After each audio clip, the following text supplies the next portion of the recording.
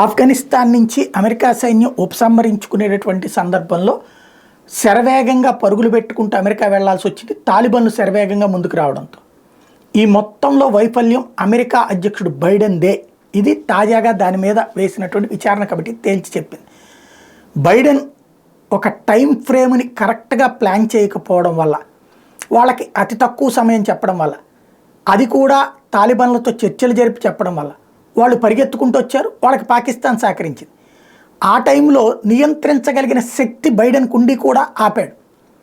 దాన్ని బట్టి ఏం తెలుస్తున్నది, కావాలనినే బైడెన్ అనేటువంటి వాడు ఆఫ్ఘనిస్తాన్లో ఆయుధాలు వదిలేశాడు, తాలిబాన్లకు ఆయుధాలు వదిలేశాడు. ఎందుకు?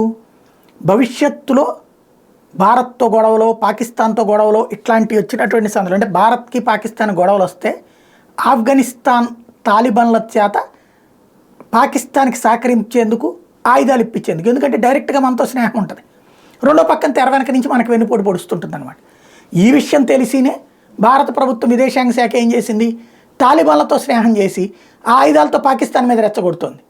విదేశాంగ విధానంలో ఉన్నటువంటి రక్షణ తెలివితేటలు ఎవరి ఎత్తుగడలు వాళ్ళే. అమెరికా పాకిస్తాన్ని ఆఫ్ఘనిస్తాన్ని కలిపి మన మీదకి ఉసుగొల్పుతా అదేదో శాంతి దూత పాత్ర పోషిద్దాం అనుకుంటే మనం దాన్ని పాకిస్తాన్ మీద కుసుగొల్పి తప్పించే పని నరేంద్ర మోడీ, జయశంకర్, అజిత్ దోవల్ కలిసి చేశారు.